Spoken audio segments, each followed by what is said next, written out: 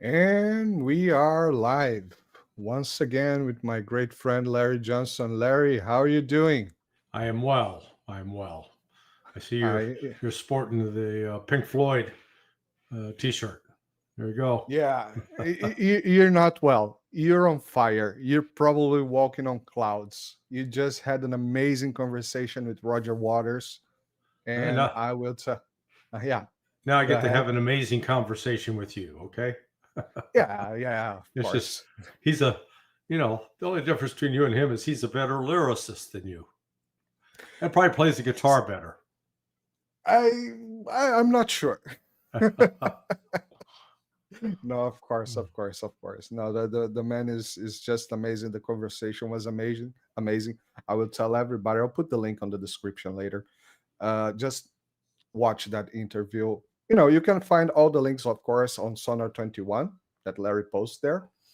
And well, I would like to talk a little bit about that, just a little bit, very quickly, because I think Roger made a very interesting point. That is something that I've been telling here for a long time, about Trump being a thief and a simpleton. That was amazing. I've been telling for a long time that all this, uh, um, tariffs and market manipulation, this is just a big thievery. It's Yeah. just a big robbery, you know, moving the money from ordinary people to very, very wealthy people. What do you think about that, Larry? Um, let's call it the law of maybe it's intended, maybe it's a law of unintended consequences. Um, I do think Trump is sincere in wanting to reignite the industrial base of the United States. But I don't think he's thought this through strategically. And in his quest for headlines, he's opted to use tariffs as the path forward. You know, if you have a monopoly control over a product, if you have something that everybody needs, then you're in a position where you can impose additional costs on those people because they'll have to deal with you. They don't have another choice. They don't have another option. But um, if you know, you're selling soybeans and your neighbor's selling soybeans and the guy around the corner is selling soybeans and there are multiple soybean producers and you decide I'm going to punish anybody, if you want to buy my soybeans, I'm going to make you pay more, you're going to charge a tariff. Well, people just say, well, screw him. We're going next door or we're going around the corner. There are other options. So the tariffs influence decision making and will lead people to choose other options, and that's what is starting to happen. It's not. It was not an immediate, dramatic blow like a guillotine falling and chopping someone's head off, but it is more like a sand castle at the beach, and the waves run in and take a little bit away, and then we can run in, take a little bit away, run in, and then all of a sudden the castle collapses. That's what Donald Trump is doing. He's set in motion the erosion of the financial base of not just the U.S. economy, but I think the global economy, at least the one centered on the United States. So we'll see. I think this is going to come to a head in September. It's like with Brazil. They put sanctions on Brazilian coffee. Gee, nobody else in the world wants to drink coffee. The United States is the only buyer of coffee. Please.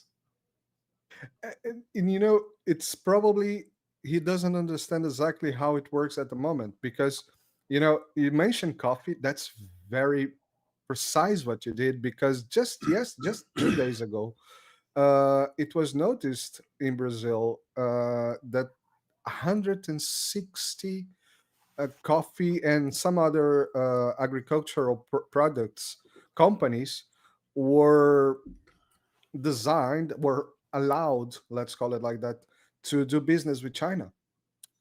Chinese government allowed these I was companies. surprised. I was surprised they hadn't been allowed to do that previously. Is that true? No, I mean, it's a trade deal allowed. Let's call it Yeah, like yeah. that. So China said, yeah, no, come in, come in, come in. And the thing that people perhaps in the US does not understand properly is that, well, right now, the biggest dealer of coffee, for example, in the world is Germany.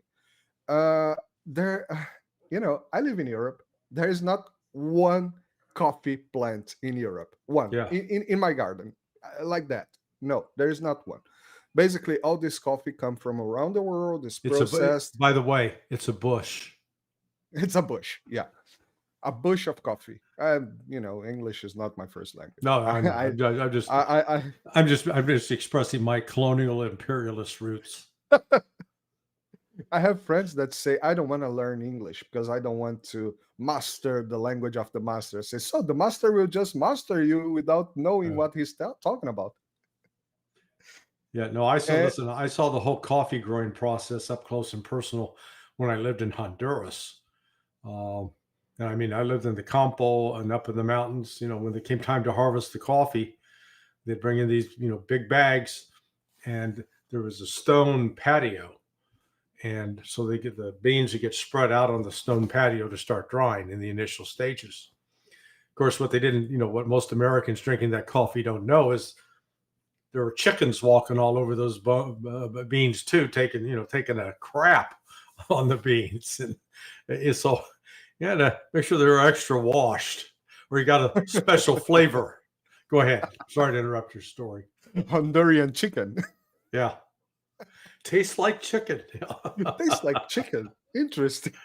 Uh, Yeah, and so probably what's going to happen now is, as you mentioned, the soybeans is the same thing. What's going to happen is that Brazil is going to sell coffee to China. China will process it and sell it back to the United States with a premium, of course, which has already happened with Germany and Italy and all these countries that have a big coffee industry.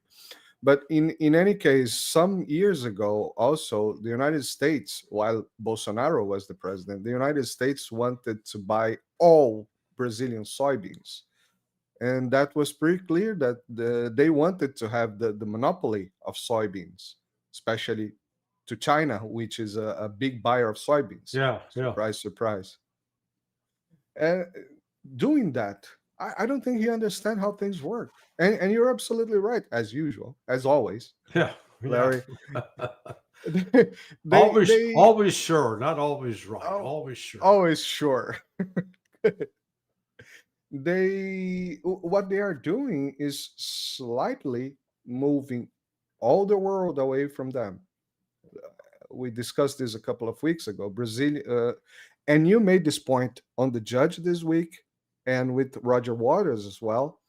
And this is something that I show people on my channel every time with the Atlas of Economic Complexity from Harvard. If you get the 2000s, the United States represented like 26-27% of Brazilian economic balance.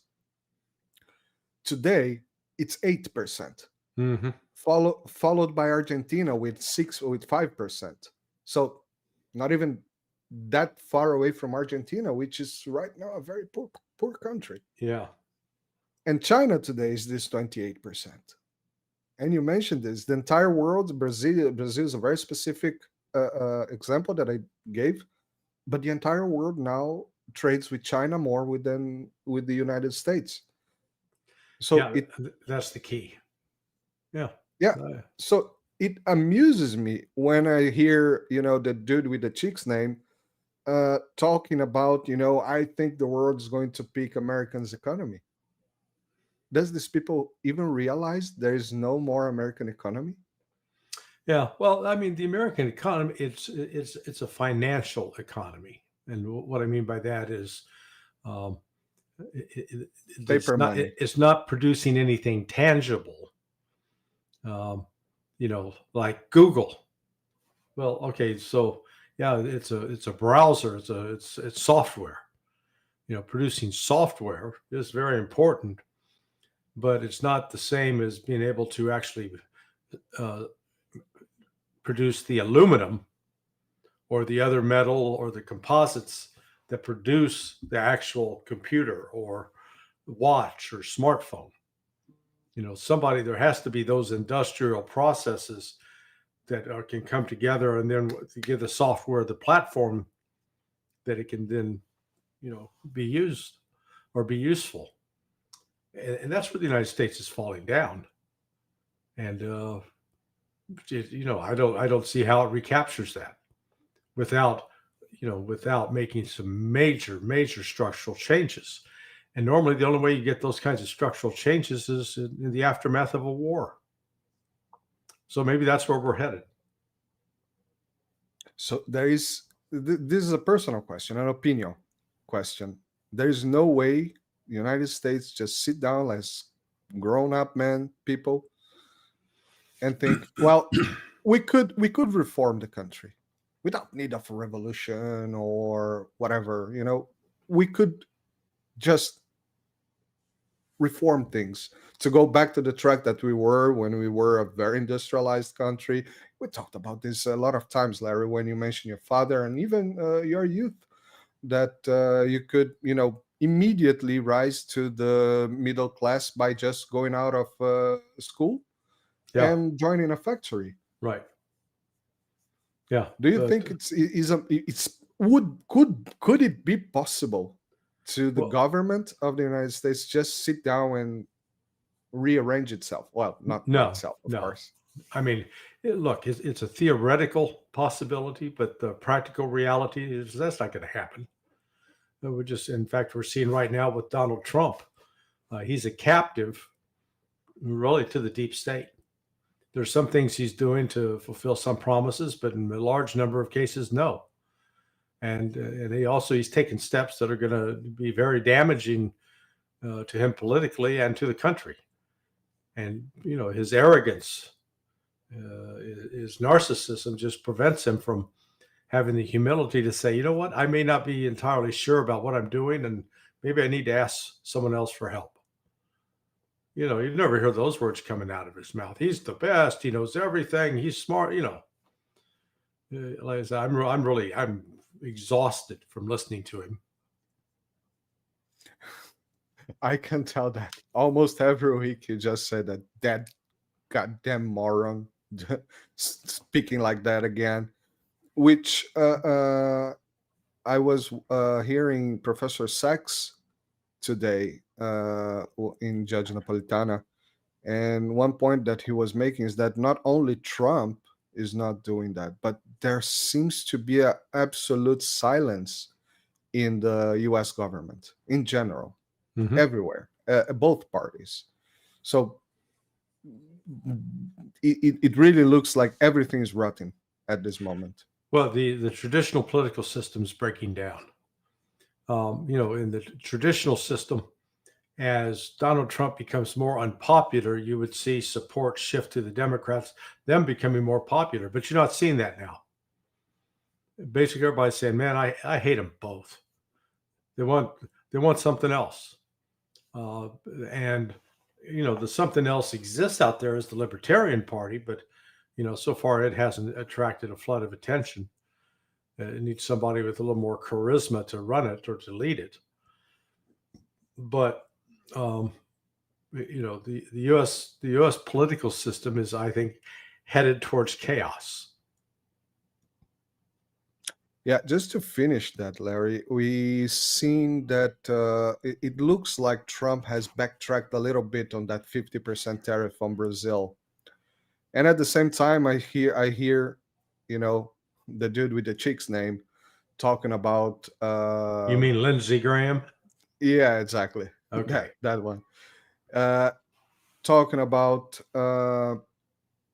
imposing, very strong tariffs on, precisely India, China, and Brazil from buying Russian oil. Do you think that the government, what do you think Trump or the government or whoever is behind Trump is doing with backtracking a little bit this tariffs to Brazil? and at the same time pushing into 100% tariffs for, of course, BRICS countries. Well, again, we got to separate out the words from the actions. How many of these tariffs are actually being enforced and collected? You remember with China, 150%, except that hasn't happened. And the agreement's been pushed out 90 days. So trade goes on, except China has already reacted by saying, oh, those rare earth minerals and magnets, screw you. We're not sending it. Those are cut off now. We're not going to allow you to arm yourself so you can come attack us with the very things that we provided. So they're imposing some, restrictions on how those can be used. And if they don't get that kind of guarantee and assurances, they're going to stop shipping it. The United States has no alternative to China's rare earth minerals. It's not the actual minerals. We got those. There's a big pile of them here, 20, 30 minutes from my house, just north. But the processing to produce the actual rare earth mineral, what comes out of the rare earth mineral to produce a particular metal or particular compound, those are extremely dirty. And, China was never known for its environmental concern. So they've now basically cornered the market on it. It's not to say the United States could not eventually do that, but again, to create a processing facility and to get it up and running, it's not a matter of something you do in 6 months or a year. It takes longer. Plus all the legislation behind it, and the pushback from the Greens and all those people. Right. That's extremely important point, because during this this craziness in Brazil, we can watch the media and we can see which part of the media actually shows something and which part of the media is just bought with the narrative or paid by the narrative. And one of the points that they've been talking about is that, well, yeah, Brazil has a lot of these rare earth minerals, and this could go to the table to minimize the impacts of the U.S. tariffs on Brazil. So what you're just saying is that it really doesn't matter that much if you get it from somewhere else apart from China, because it's not processed anywhere else in any way. But that's, lots of different countries will have the actual raw material, the raw mineral, but it has to be processed to produce something that's usable, that you can, put in, whether it's antimony that's going to be used in making high explosives. You got, you have to have the processing facility. That's what doesn't exist. That's why the United States is in trouble on that front. Magnets that go into cars, electric vehicles, drone engines. There's another, China is the major producer of drone engines, particularly the smaller ones. U.S. doesn't have that system in place. Russia's been catching up in some areas, but again, there are too many areas of vulnerability for the United States, both also in the pharmaceutical side of the house. Pharmaceuticals, including vitamins that go for animals, for husbandry, that are essential for producing chicken and pork. If China cuts those off, U.S. is screwed.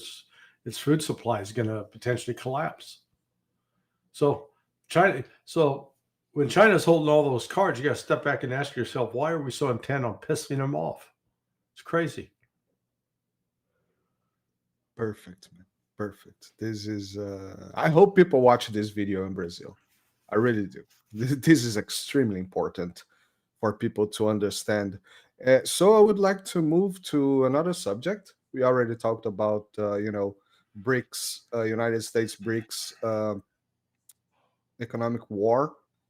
I would like to move to Ukraine, but first, ask everybody to like, share, subscribe. You don't want to move to Ukraine. You're better off in Italy. Stay in Italy.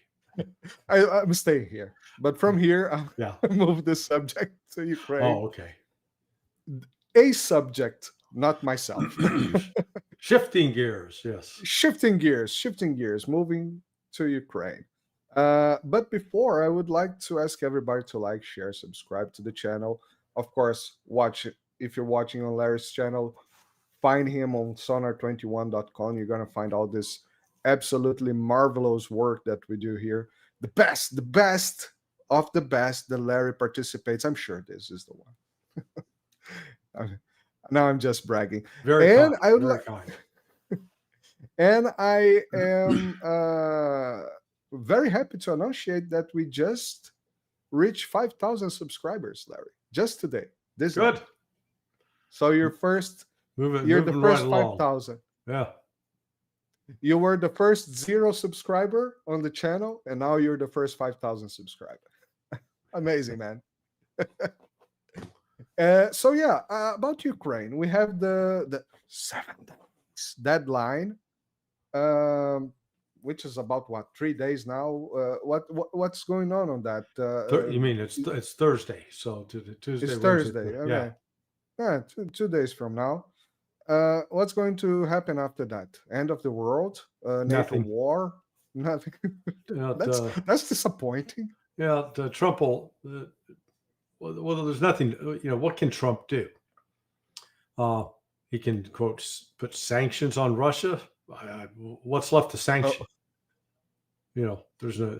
It's not like they've withheld the really powerful things that could hurt Russia. Those have been in place. Oh, they're going to impose tariffs on the small amount of trade that the United States has with Russia. Well, those are critical. Fertilizer is a critical item. You start putting a tariff on fertilizer, then the farmer is going to be paying more for fertilizer, which means the price of food is going to go up. It's going to be inflationary. The only Uranium? No. Yeah, uranium fluoride, I think it is. It's the processed fuel that goes into reactors. It's not a majority, but it's still there. It's significant enough that it shows up in statistics. So then sanction third parties. Well, third parties are China and India, and they basically already told the United States, "Hey, fuck off. We don't care. You're not going to tell us who we can trade with and who we can't trade with. And we're certainly going to not break relations with Russia. So bye-bye." And Brazil. Yeah. Well, and Brazil has joined into that. So, here you've had Trump 5 months ago. Let's see, we're now in August. So 4 months ago in February, countries are lining up to kiss my ass. So he said, they're kissing my ass. They can't wait to cut a deal. Really? How's that worked out? I look at that line. It's not stretching around the block. And I don't see people with tubes of chapstick in their hands just, grease up their lips to kiss his, fatty ass. I mean, good Lord. I forgot to ask because this became a non-subject for me. I forgot to ask. There's no line of countries to kiss his butt. I thought there were. Every day they're telling us on Truth Social that, and Caroline Lewitz talking about how Trump is the best president ever in the entire universe, and he has 98% approval rate among 3 people. I don't know. Yeah, it's just again they're deceiving themselves. The warning, the yellow lights are flashing.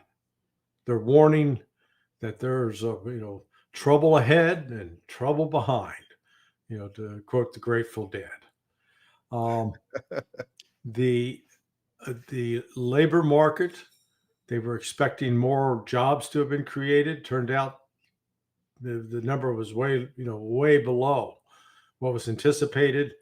Trump has a fit, fires the head of the Bureau of Labor Statistics, even though that woman's not the one who produced the statistics. There is a methodology that's been followed, and I believe it has not been followed in a partisan manner.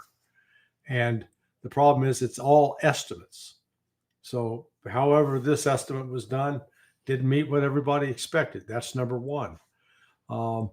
The industrial production dropped. It declined. So, and then sales, retail sales are down, significantly from comparing this year to last year. So the economy is really not doing great, which may explain why Trump is so insistent that Jerome Powell lower the interest rate. Lowering the interest rate doesn't mean that consumers immediately are going to have a lower interest rate to pay, but it means banks pay less for the money they borrow, and that works its way through the economy. But ultimately, that will have a stimulative effect. But it also creates the United States has a debt problem. We owe so much money, and now the question is, are other people willing to trust us to ever pay that money back? Are they willing to continue to lend us money so we can spend it with the promise, we'll gladly pay you Tuesday for a hamburger today. That's Popeye. Yeah, Wimpy from Popeye. Yeah, Wimpy. Yeah. So, I don't think the economy is doing as great as Trump says it is, but the effect is not going to be I don't think we're going to start seeing the full negative effect until mid-September, maybe into early October.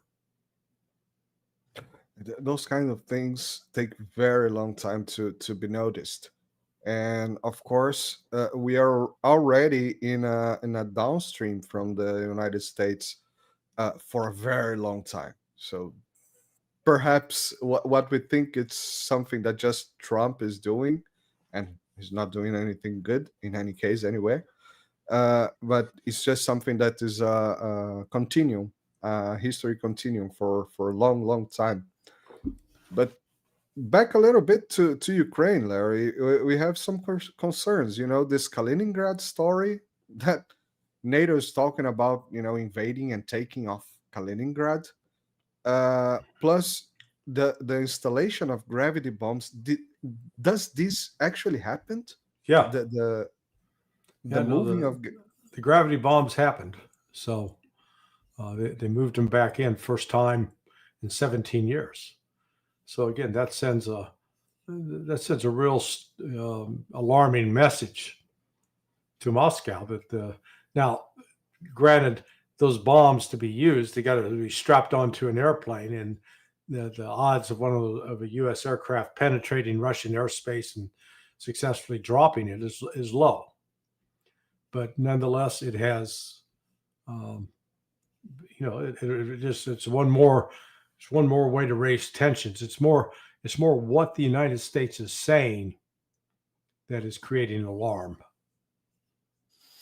Yeah, just Medvedev tweeted, posted on his Telegram channel yesterday that due to the newly developments, Russia is starting to move away from the embargo of medium and short-range missiles on the borders of Belarus and St. Petersburg or everything near Europe anyway. But this I'm gonna go back to one of the first programs I did here with Andrei Martyanov, where I asked him, and I'm gonna ask you the same question 2 years apart. Looking at the confidence of Russia and all the technology on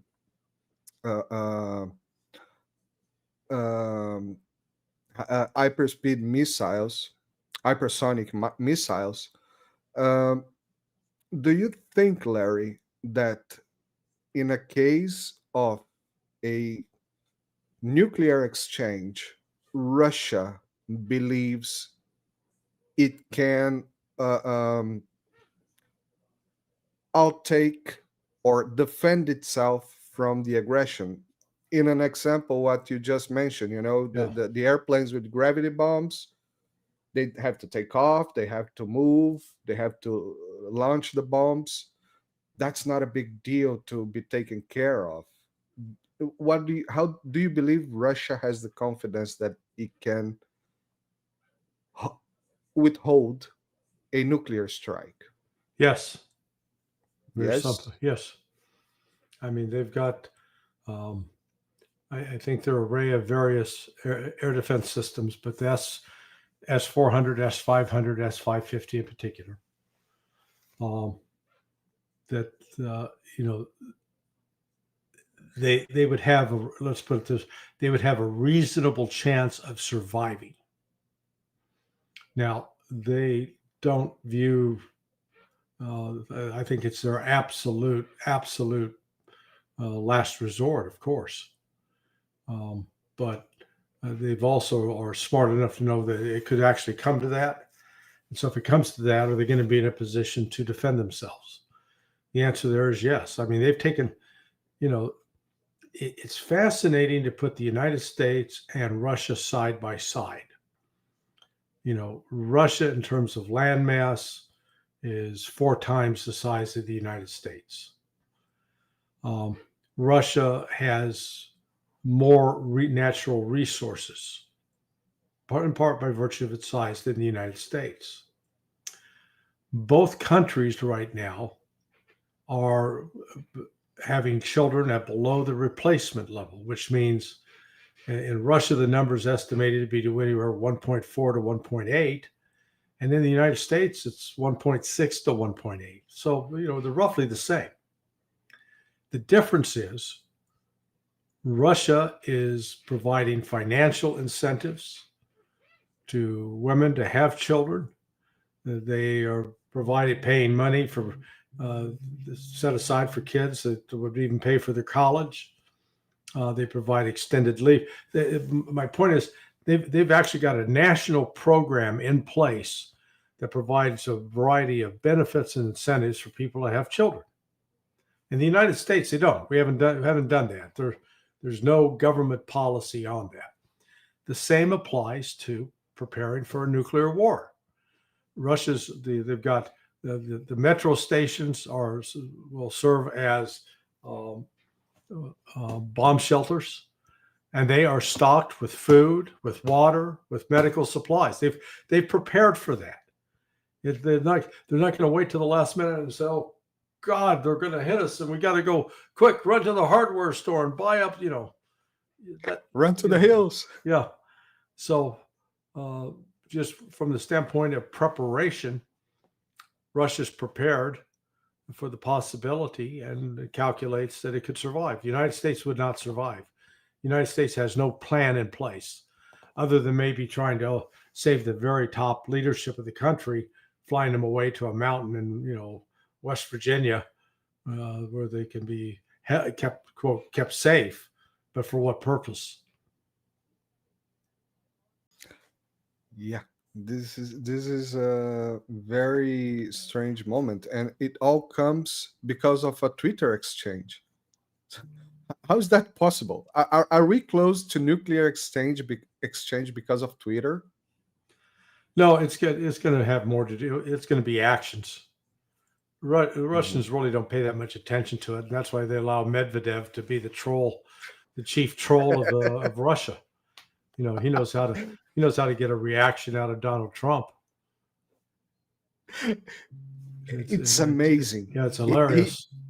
He can actually go inside the man's mind. Yeah, he can make him freak out very much. It's really funny to watch that when it's not nuclear exchange when we're talking about. Larry, we are on 45 minutes. Do you think we can go for Israel? And I have a bonus question today. Yeah. Okay, go ahead. So we had this recent documents kind of putting Epstein in like working for Mossad. And just yesterday, I saw some news that Ghislaine's father was working with the KGB. So which one is it, man? Are we facing the destruction of the United States because of Mossad or KGB? Well, no, Ghislaine Maxwell's father, Robert Maxwell, he was a Jew who escaped the Holocaust of World War II and became a British intelligence officer, but ultimately was recruited and working for Israeli intelligence.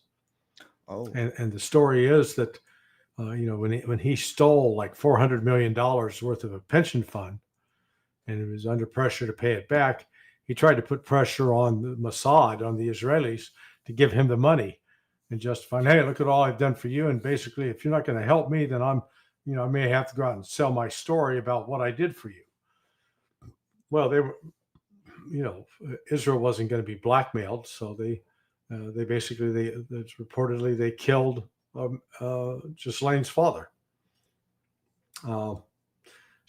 These Mossad is definitely implicated throughout the Epstein saga. And I think it's very true that Trump is in those files, maybe if nothing else, just because he was called to testify against Jeffrey Epstein in a previous legal action. So, but ultimately, I think what the pressure to keep it quiet is a combination of protecting Israeli intelligence and protecting a number of very wealthy, prominent men whose lives would be potentially ruined or destroyed, in the same way that Prince Andrew at least caught a lot of heat. Yeah.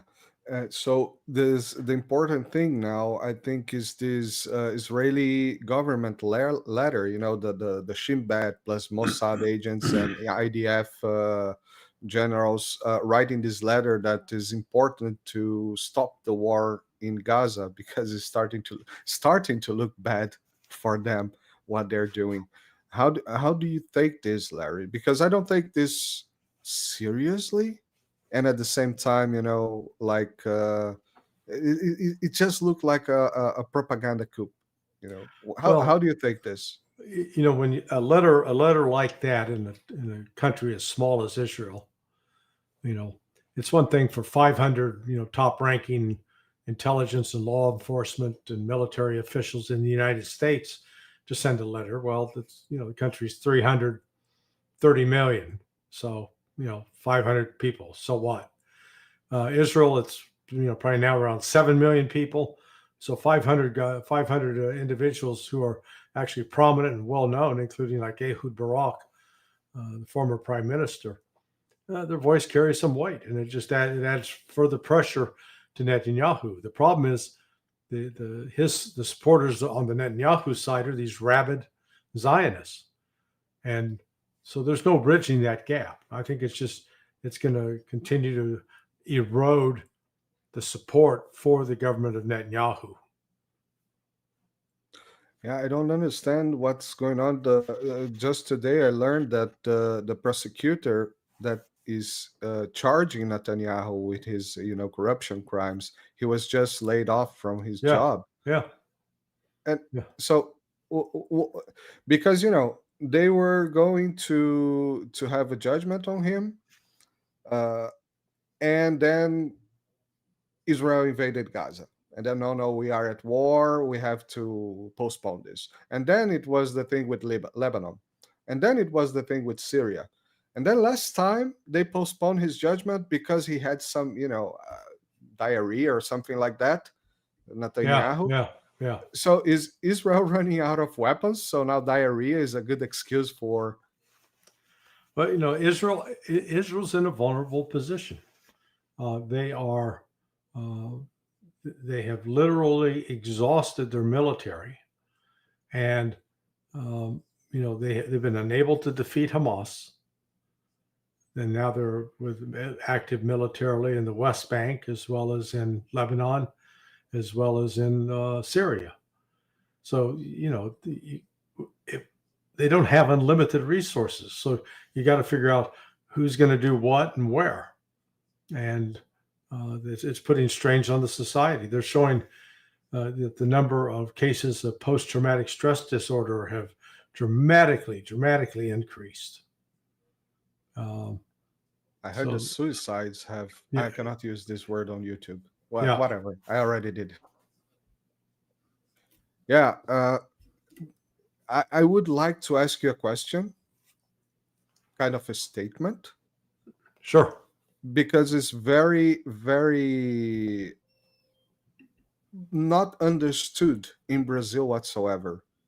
Did the United States / Israel completely obliterated Iran and the other powers to be, Hamas, Hezbollah, and this poor Syrian resistance? Mm-hmm. Did the United States and Israel completely obliterated these enemies of them? I'm not sure I understand the question. No, this is the question.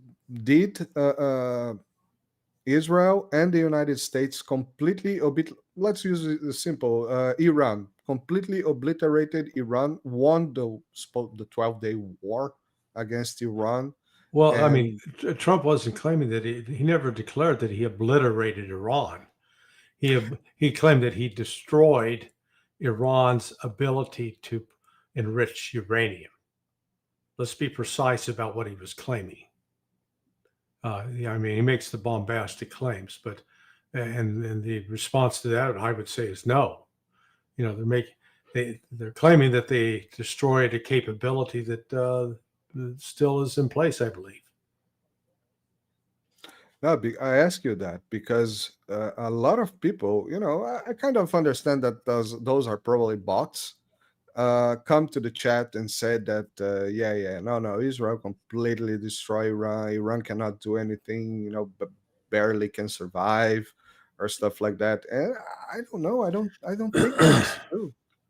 Yeah, what's been happening of the Russians have been flying these massive military cargo planes into Iran.